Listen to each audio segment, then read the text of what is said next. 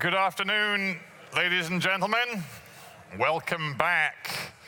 And given that our theme is healthy farming, healthy food, I hope you all had a very healthy luncheon and that you are refreshed for what is going to be a couple of hours, well, 3 hours actually, of really top-level debate, taking forward some of the themes laid out by Femi and her keynote speakers and her panels this morning, and drilling deep into some of the practical challenges facing food producers and those whose lives are affected by food production, which, let's face it, is all of us in the end, drilling deep into some specific topics, including, a little later on, the future of the Common Agricultural Policy. Now, I know as soon as I use those three words, half of you are thinking, oh, I must make sure to miss that, but don't, because it is very important, and we've got a fantastic group of people to discuss it. And we've got a terrific keynote at the very end coming from Commissioner Frans Timmermans. So there's lots to look forward to, but let me, without further ado, get straight into our first session. And by the way, ladies and gentlemen, you've been fantastic at being in interactive audience with us today, so I do encourage you to keep that going with the hashtag FFA2018, because I can promise you your comments and questions that come through social media and through that hashtag will appear on my screen, and I'll be using them as well as asking you to raise your hands for comments and questions here in the hall. So we're going to keep it as interactive as possible. Now, our first session this afternoon is all about looking at some best practice examples. And I'm delighted to say, given what I was saying in my introduction so many hours ago about being a farmer's boy, I'm delighted to say that we have farmers on our panel right now discussing their commitment to finding innovative, technologically innovative, sustainable ways of growing food better in the 21st century. So I'm going to introduce our three panelists, invite them to join me on the stage. Our third panelist is going to go straight to the lectern to give his introductory comments. So please give a very warm welcome to Dick Kruithof, who is a farmer in the Netherlands. His company, his business is called Novifarm. To Marcus, thank you very much. Welcome also, you're a great audience. Normally I sort of wait for the applause for all of them, but you're going to give them individual applause, which is fantastic. Thank you. Next up, Marcus Yrjölä, who is a farmer, an organic farmer in southern Finland. Welcome to you, Marcus. I must say, I am so thrilled to see farmers looking so smart with their suits on. We call it in farming communities putting your Sunday best on. So we've got we've got our Sunday best on for FFA, and I hope everybody appreciates our effort. And finally, give a very warm welcome to Morten Rosset, who is partner and head of natural solutions at Systemic. And if you don't know what Systemic does, you will very soon. So Morten, over to you, and welcome. Thank you.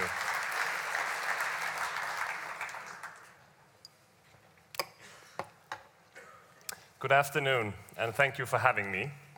My name is Morten Rosset. I'm a partner of Systemic, and I'm also in the management team of Partnerships for Forest. Partnerships for Forest, we identify sustainable farmers around the tropical belt, and we work with those farmers to get them to commercial scale-up. And we essentially try to prepare them for third-party investments. To do this, I spend extended periods of time working in some of the most beautiful, most valuable, and also most vulnerable corners of our planet and our human culture. Today I'm going to share 3 experiences from these areas, some embedded challenges from each landscape, and point to how the world's tropical land use can move towards a healthy future. The first example, wild coffee, Ethiopia.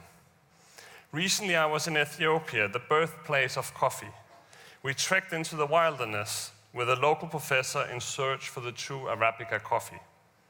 He quickly stopped and asked us to look around. We were surrounded by wild coffee plants. As the trek continued in this highly biodiverse forest of Ethiopia, we found coffee everywhere.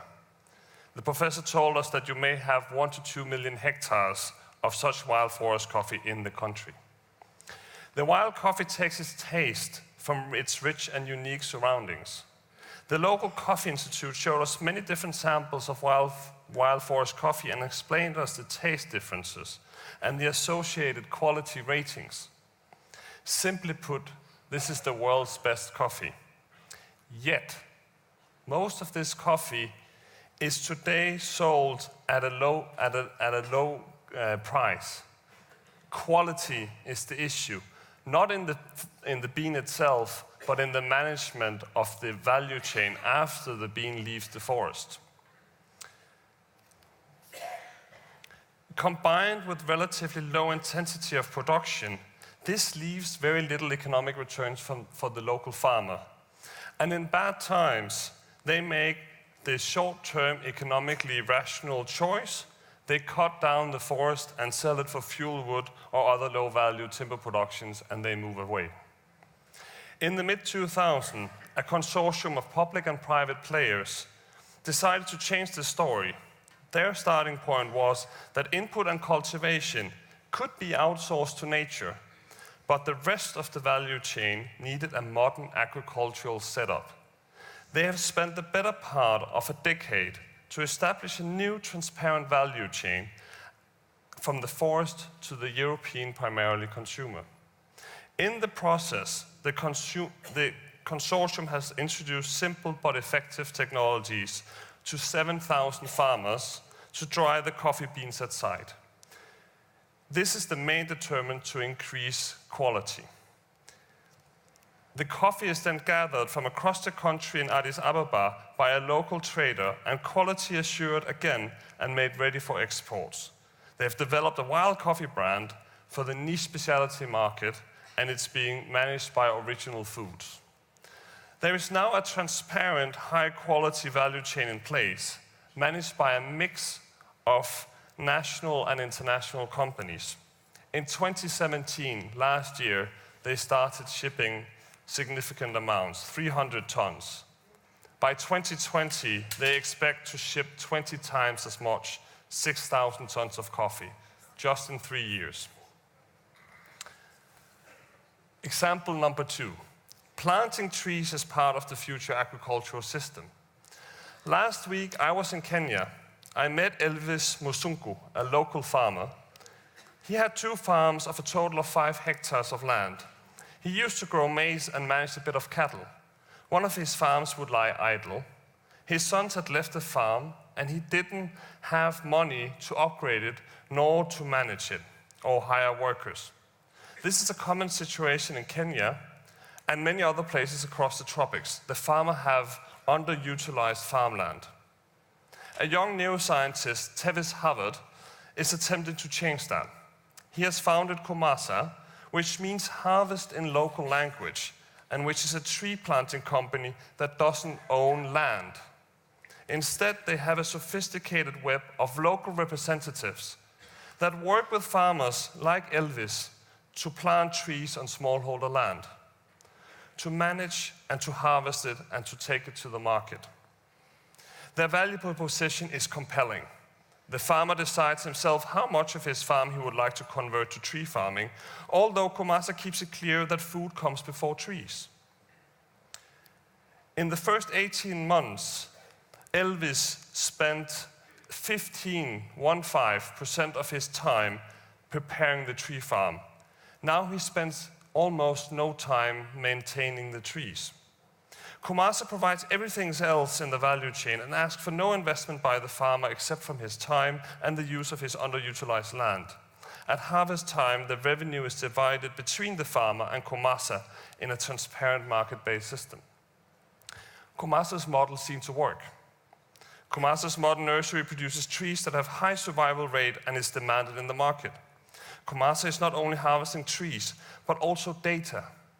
It has a sophisticated data management system that ensures full information and traceability across its value chain, and thereby allows for sophisticated management. Essentially, smallholders get access to the same level of information that large plantation owners have. We did spot checks on the farmers of Kumasa, and the results were promising. Not quite the yields as the large-scale professional plantations in Africa, but not far behind. What was, however, truly exceptional was the cost discount. Kumasa can produce the timber at 65% cost discount to plantations, as they eliminate land infrastructure and large parts of employment cost in the system. Their goal is an 85% discount, and they share it with the farmer. The second disruptive factor is a widely distribution of tree planting, which essentially lowers the risk for Kumasa and for the associated farmers compared to traditional tree planting systems. Kumasa expects to become the largest plantation company in Africa in the coming decade, without owning any land. While they have many challenges to get there, our second meeting with a female farmer may indicate that they are onto something. She planted 5 years ago on her own land. Her husband didn't believe in the model. So they didn't plant on any of his land, which of course in this part of the world is the larger land. She recently got the first revenue from a thinning that allowed her to pay her child's school fees. She was taken out of school as they couldn't afford it. It also allowed her to pay her debts and buy household necessities. Consequently, she has now doubled her land utilized for tree planting, and her husband has also started planting. She told us that she had no alternative for getting cash in the economy as it looks today, and that she was recommending Kumasa to all her relatives and friends. Example 3, commercial agroforestry. In the eastern part of Borneo, another innovative project is being established. Dr. Willy Smits is taking the best of two worlds and developing integrated agriculture and forestry models. In the start of the century, Dr. Smits was challenged to take around 2,000 hectares of highly degraded land and turn it into sustainable production and forest.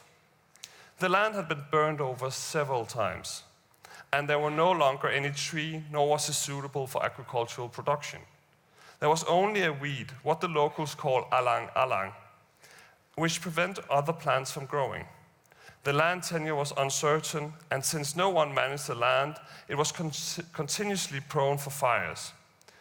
This difficult situation is unfortunately quite common in Southeast Asia.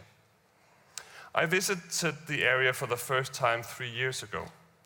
We had been driving for hours through highly degraded landscapes with very poor living conditions. Some local communities attempted agriculture, but jobs were few. The brown landscape was suddenly replaced by greens. The car stopped and we climbed up a watchtower to look over the valley we just entered. The contrast to the drive couldn't have been greater. The valley was full of life and noises, characteristic noises of a well-functioning ecosystem. In less than a decade, Dr. Smits managed to bring back this inhabitable land into a healthy forest with 137 species of birds, 8 species of primates, and income for 3,000 people. The area was also thriving when I came some years later and was home to food and timber production and tourism. This magnificent transformation was a result of a very close collaboration with the local farmers and a great visionary. Dr. Smits has now increased his ambition. Together with a forward-looking businessman, he is developing a 170,000 hectare land area into the world's largest commercial agroforestry project. That is 3 times the size of Singapore. He calls this Rebuild. Rebuild is about managing the ecosystem. For each land area, there is a carefully balanced economic, social, and environmental assessment. Valuable forests will be protected. Areas that carry other environmental services are set aside as biodiversity corridors. Areas that are deemed for cultivation are carefully studied for the optimal production recipe.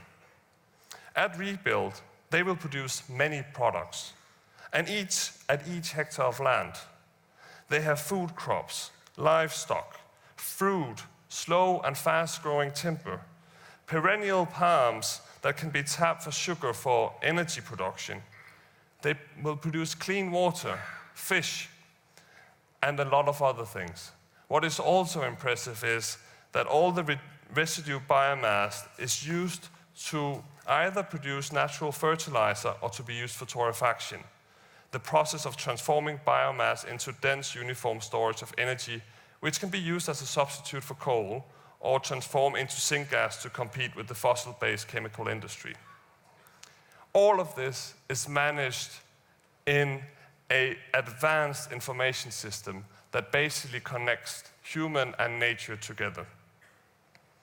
As I travel around the tropical belt, I unfortunately see a lot of degraded and poorly managed land area. However, I also see pockets of great hope. Today I've talked about the need for strive for continued quality. How communication and information technology can enable farmers to decide where, how, and what to plant based on science. I've talked about how sustainability can scale, and I've talked about how agriculture can continue to be a clear driver of sustainable economic development. I want to leave you with one message. There are pockets of healthy agriculture out there, and they need your engagement. Thank you for listening. Thank you. Thank you very much, Morten. Do take a seat. There are fascinating issues you've raised there, and not least a wonderful portrait of your work around the world. So some fascinating places, which I want to hear a little bit more about in the Q&A. But your notion of pockets of good practice, harnessing both some traditional methods and the latest information technologies, it's a great start to what I hope is going to be a session all about practical solutions. So thank you very much for that. I'm going to now invite to the podium Markus Irala, who, as I said, is an organic farmer from Knehtila farm in southern Finland. So Markus, the stage is yours. Thank you.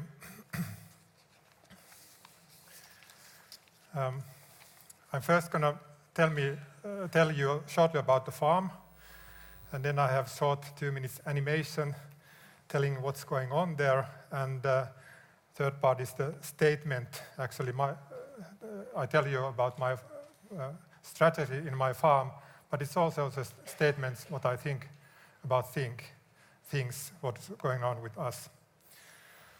So. My farm, Knehtila farm, has had that organic farming. Clickers. Next. Yes, organic farming without husbandry from year 2010.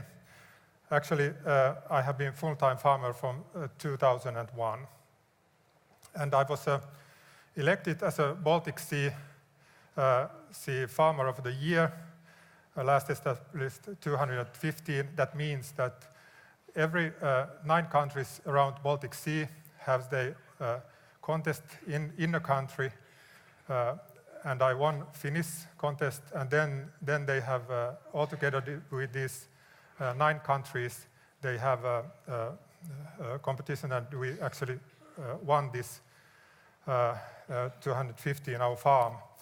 And actually this is shortly based on this WWF Baltic Sea Award is based on, in my state, this is based on how to keep the soil in good condition, because I think that this is the structure of the soil is most important what I have in my farm. The farm is established before 1800, and we are 8th generation in a farm. Me and my wife and kids.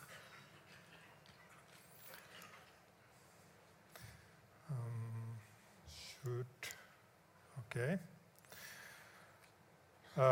There you can see the picture of the farm actually, and also in the downstairs there's some maps from the farm and the parcels, and also I have altogether about 350 hectares cultivated, and the 290 hectares rented, and about over 20 lease contracts.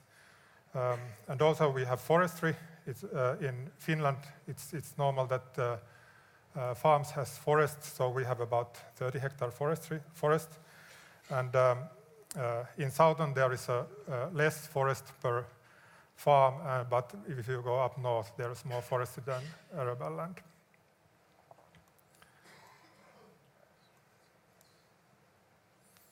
It's a little bit slow.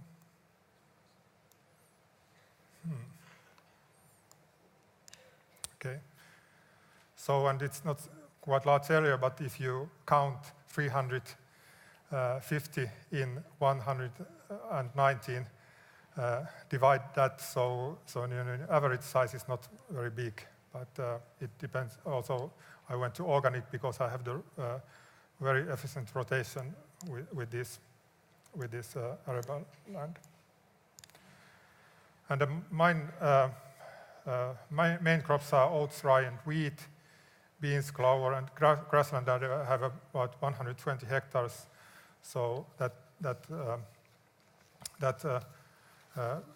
kind of rotation. But I think tell shortly something more about that. But actually, what we had now is a Palopero agroecological symbiosis. It's not a cooperative; it's a cooperation. That's a fail, but now I want to show you this short video about that, and then tell you later why we form this kind of symbiosis and what is it to do with my farm. Palopero symbiosis, a sustainable model for food and energy production. Humankind's need for nutrition and energy is constantly increasing. As such, food production must respond to global challenges such as climate change and population growth. In short, food should be produced in an increasingly environmentally friendly and affordable way. At Palopuro in Hyvinkää, Finland, agricultural producers are responding to the challenge with a new kind of cooperative model. The community's operations are based on an agroecological symbiosis that is self-sufficient in both nutrition and energy. Their aim is to produce food and energy in an ecological and economical way by utilizing and recycling local resources. This symbiosis is embodied by the Knetila farm, a henhouse, and a vegetable farm. Consumers can purchase delicious organic food directly from the farm premises, and the Knetila farm's country markets and other events are now also a familiar local sight. In the future, green manuring lays will be processed along with manure to form biogas in the new symbiosis's innovative dry anaerobic digestion facility. The gas will then be used to dry grain, drive tractors, and power the organic bakery planned for the farm. There will also be enough gas left over to be sold as fuel. The residue left over from biogas production is excellent fertilizer. The symbiotic process recycles nutrients, promotes crop growth, and reduces stress on waterways. Grassland farming and organic manuring bind carbon dioxide to the soil, while biogas production replaces energy derived from fossil fuels. The Palopuro symbiosis model is an excellent example of how food production can be ecological, economically profitable, and an experience in itself.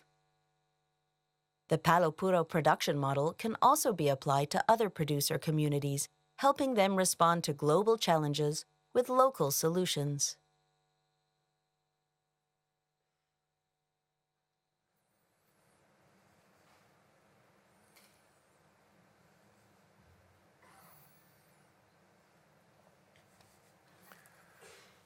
Okay, here is shortly this very complicated system what we have here at my place. Actually,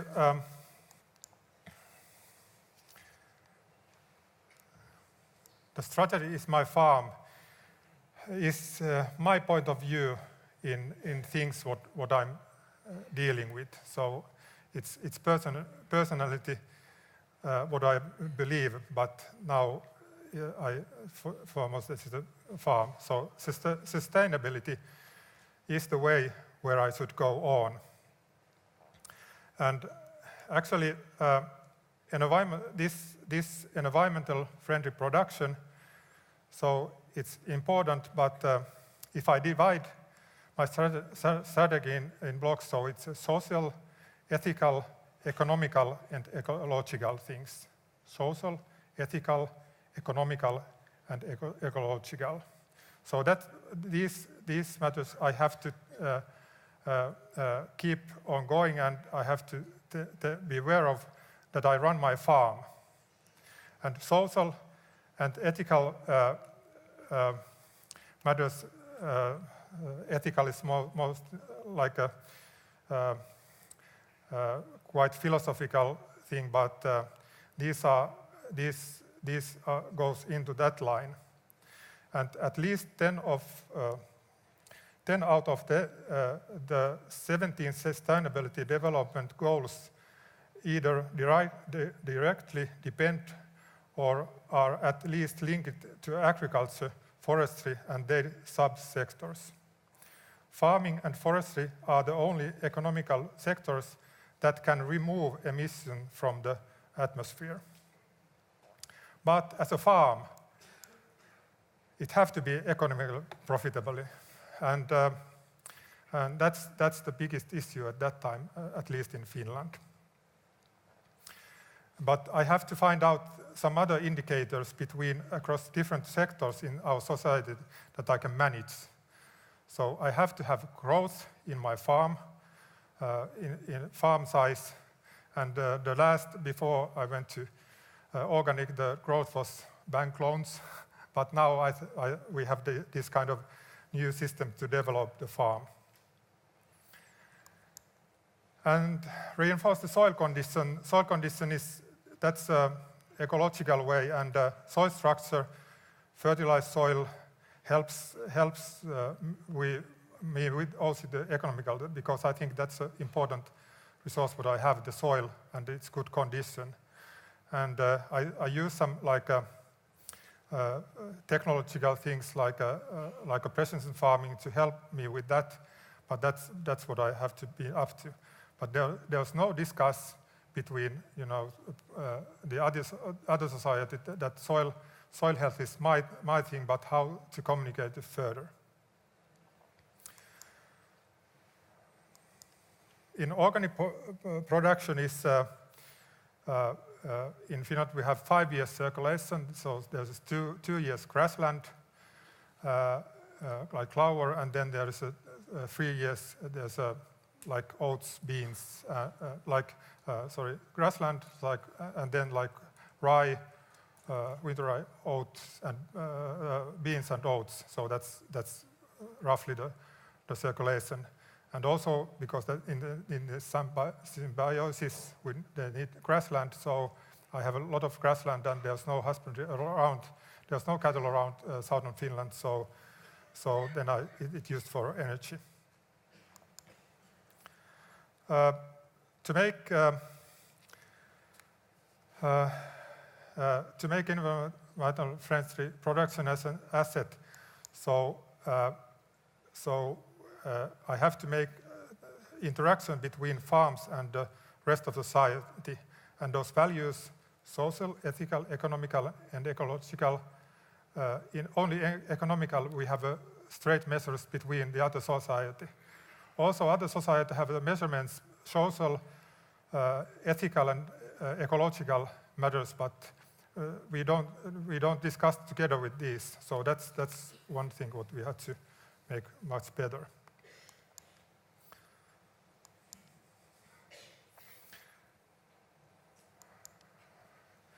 Okay, and shortly, how should I survive more? So problem is politics also. How to deal with political situation, and I'm also a vice president of the board in Finland, the Central Union of Agriculture Producers, and forest owners, so I know the political situation, and it moves very slowly. And in fact, I was talking about economical things, and that's a rough thing that we have return of the capital is negative. So if I want to farm and invest, so I have to get the money from somewhere else, and you know what that means. And climate change and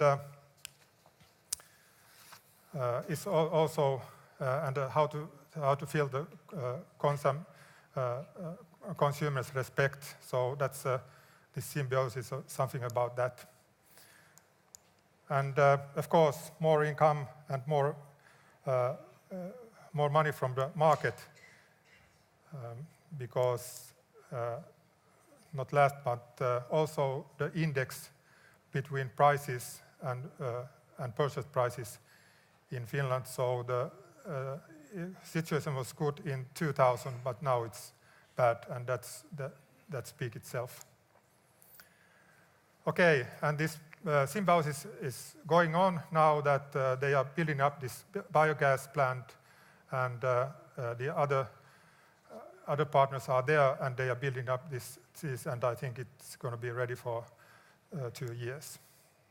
I think we need to draw a close. I want to say thank you. Perfect timing. Thank you very much. Marcus, do take a seat, and I, for one, would love to visit the Knetila farm. Maybe one day I can make that happen, and you've also introduced me to a whole new phrase of agroecological symbiosis, which I wouldn't want to have to say after a couple of beers, but it's an important concept, and we'll discuss it further, I hope.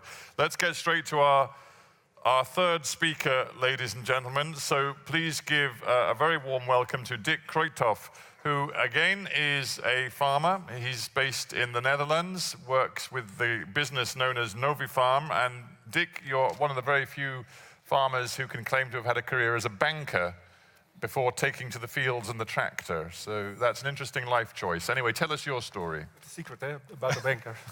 Thank you.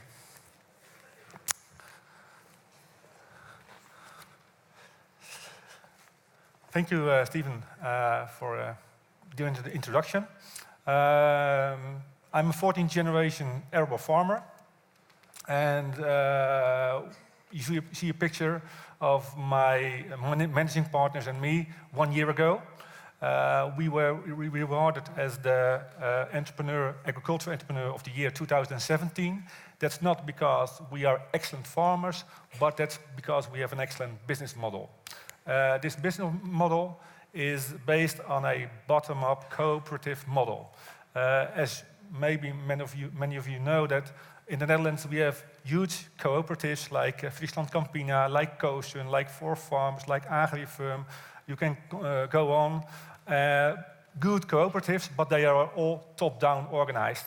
And we said, okay, let's join together with agricultural families and let's start a kind of bottom-up cooperative. Why? Well, I think this is a trend because the last 2, 3 or 4 decades, you can see that in family business, there's something going on. Ownership, exploitation, family, it's drawn out of each other. So this ownership is most of the times for a part by the family, but also there are other shareholders, stakeholders. You can already see this happening in horticulture.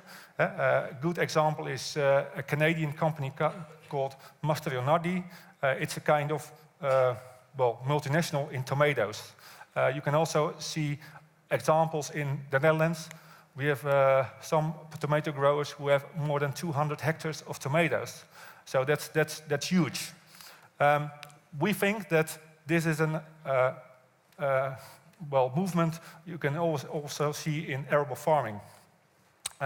What our entry is to this development, that we split the ownership of the fields and the buildings because we say, okay, that's emotion, I'm the 14th generation, so I'm not going to sell my precious ground and my precious buildings to somebody else, but let's join together for doing the exploitation, and let's buy the equipment together.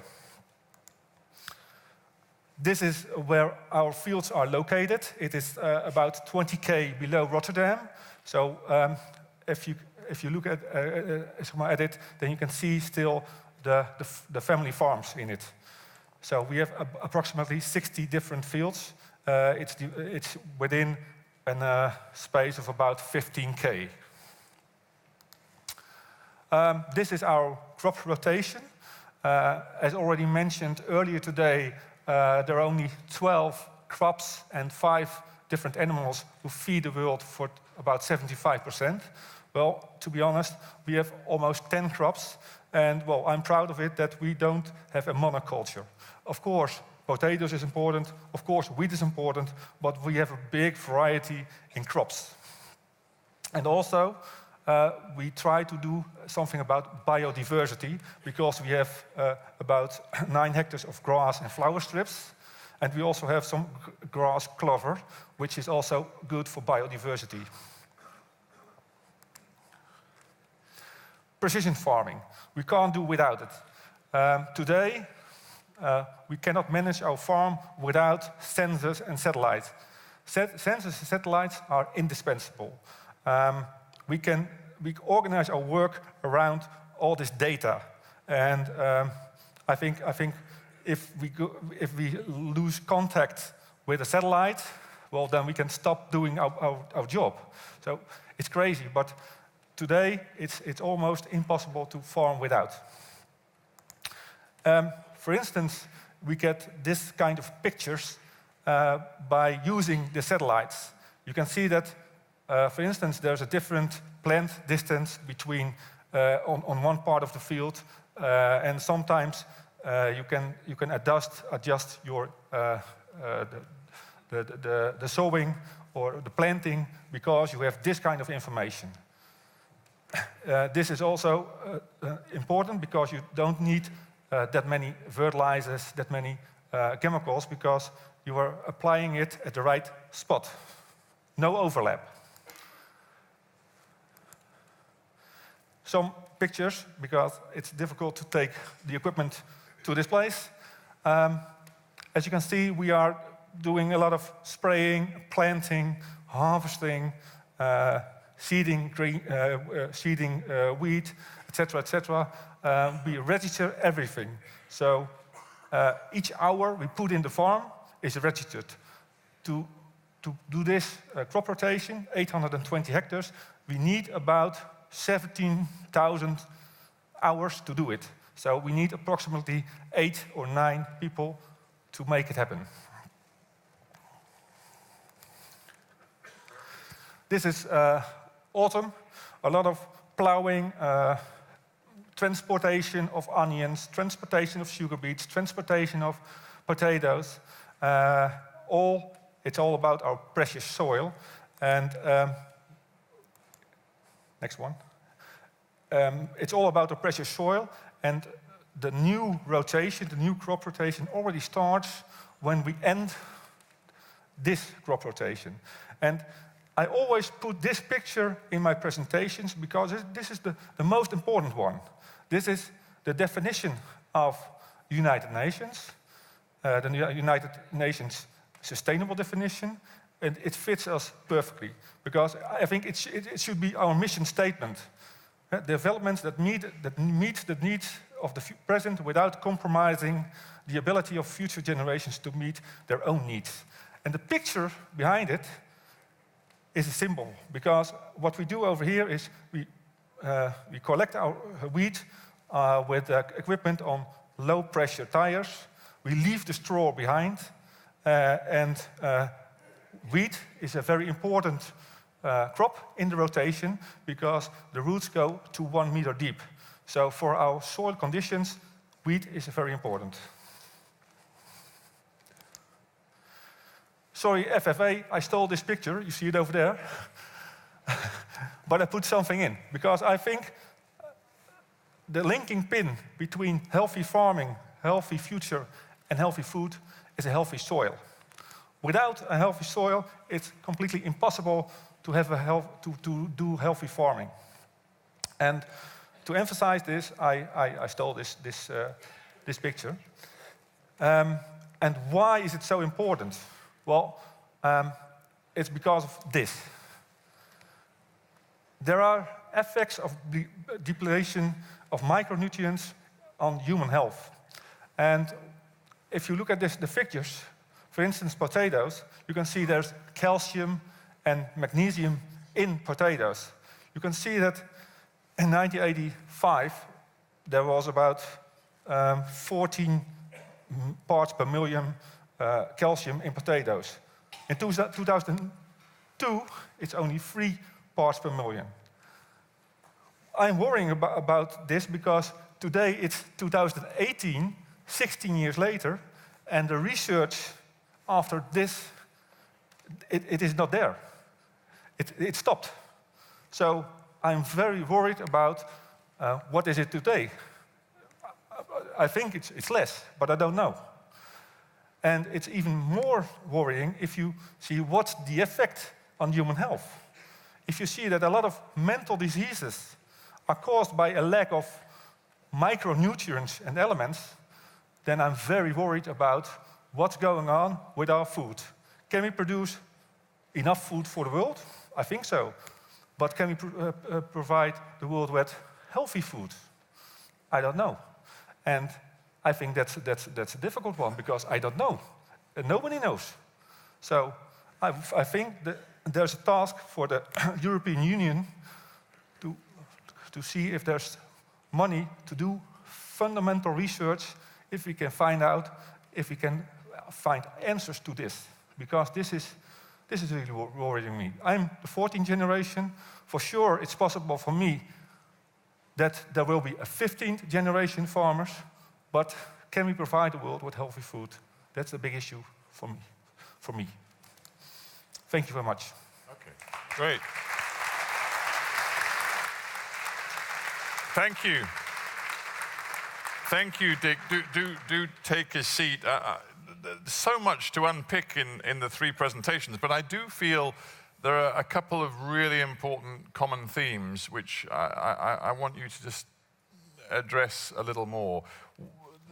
The message I'm getting is that you guys, in your different ways, have all found a way to make the family and the very local community the basis for your agro-business in a way that is extremely positive. And I can't remember which of you, but one of you stressed that this is bottom-up rather than top-down. So if we take that family business concept, we take the idea of bottom-up, top-down, this flies in the face of so much of what we've learned or think we've learned over the last 30 or 40 years in agriculture about economies of scale, about doing things bigger on a grander and grander scale. Are you saying that it's time to completely reconsider the notion that with scale comes efficiency? Yes, I think because like business is going quarters, 1/4 of the year, so and then there's a time in business to make some changes. And in my farm, I changed to organic farming, and I get results in 7 years. My quarter is 7 years, and I don't communicate together with other society. That's why. You don't communicate with other, what do you mean you don't communicate with other society? Enough.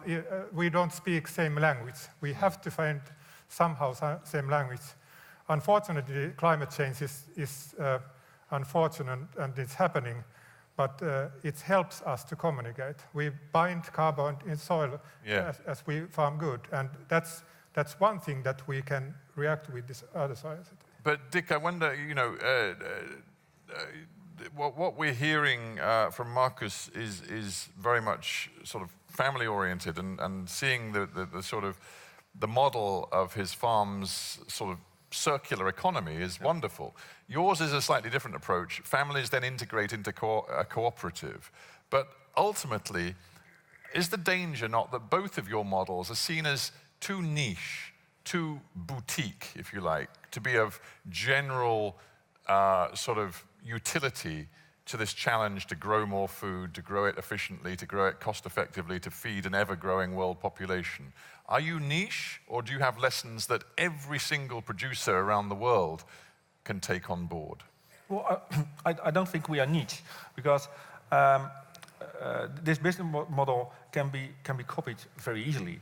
The thing is that a lot of our colleagues in the Netherlands, they own 100 or 150 or maybe 200 hectares, and they can see that it's very hard to make a living on this kind of scale. And what we did, we found an economy of scale with about 800 hectares, which is enough to earn a living, and also enough to invest in precision farming and sustainability. What we hope is that the success of this business model will encourage other farmers to do the same. And last year, after winning this prize, I had a lot of colleagues on our farm, and they were very interested in our business model. The only thing is that if you want to cooperate like us, then you have to be the type of people needs that you are not, you don't have a big ego, so you have to share. So that's an important one. Yeah. You guys are ego-free, I'm assuming. Although you did mention your prizes, but anyway, never mind. Well, sorry. I would like to go... Morten, I want your perspective, because you know, these two are farming in Western Europe. You and your projects are working with families and farmers and producers, well, as you said, from Ethiopia to Asia. So give us your take on the question I put to these two. I'd like to draw a parallel to the energy system, where we have seen that distribution of energy solutions and the breakdown of the large centralized systems and essentially driven out for local needs and behaviors. I don't think we are quite there yet in the agricultural system, but I do think it's a trend that is being used as well in agriculture. And to some extent, it's a bit ironic for me, and is that agriculture is the thing that is so closely related. It is based on nature. And nature is so diverse from place to place to place. So if there is something that should be sort of optimized for the local conditions, it has to be agriculture. I'm seeing that I'm seeing similar ways of getting the same scale effects that large plantations could get 30 years ago, that couldn't be copied back then, that now can be copied in very small remote settings because of access to, for example, finance if you collaborate on certain items, because you can access machinery and share it together, because you can access information systems that simply wasn't available before. So I think that what is happening with information technology actually allows for this more distributed model rather than the very linear and industrial agricultural setup. But I suppose if I'm thinking of examples, just plucking examples out of the air, might think about the way food production is organized in Brazil increasingly on huge scale, and they've switched from smaller to huge scale over the last generation or so. And then you could maybe think of a place like Indonesia, where they've invested so much in large-scale palm oil production. Are you saying that those forms of production are going to, as we go through the 21st century, begin to look outdated and damaging, and that they may have to reconsider the scale and actually go smaller scale? So in Brazil, we just opened an office in Brazil. There is 180 million hectares of cattle production in Brazil. Let me just repeat that. 180 million hectares. It's so large that I can't really understand the number. I guess it's half of Europe or more. And everyone is talking about how can we change that model? How can we do it smarter? How can we do it more localized? How can we integrate the forest back into the model? How can we integrate different agricultural systems back into it? They essentially have this very large land bank that they have sort of underutilized in the last years, where that land was seen largely as a free resource. The same is seen in Indonesia or in Malaysia in the palm oil sector or the pulp and paper sector. You are seeing thousands of years build up of natural capital being destroyed in a very, very short amount of time. And you are now at the third or fourth rotation of some of these monoculture pulp and paper plantations, and you see how they are being laid idle and essentially are being abandoned. So a different model is required. Very, very interesting. Okay, we don't have much time, and we've got the three of you on stage for just a few minutes, so I want real quick answers to some questions from the live stream, and then we're going to open it up for a couple of questions from the floor.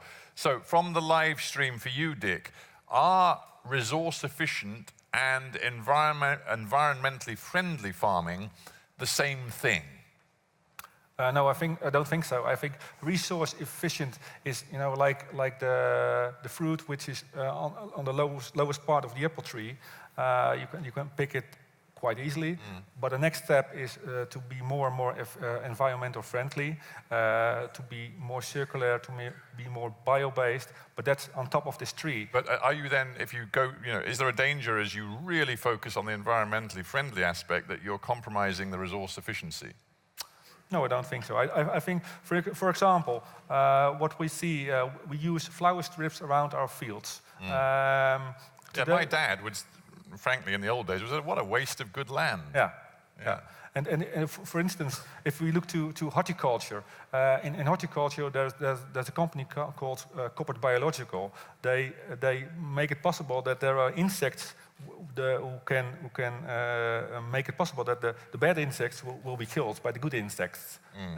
And if we can take this knowledge to arable farming, then the flower strips can be, with a lot of biodiversity, can be a source for good insects. And so we could use less chemicals. I like it. Good example. Okay, we're going to keep it quick because we haven't got much time. So for Morten, how do you know that the natural resources left behind are regenerative?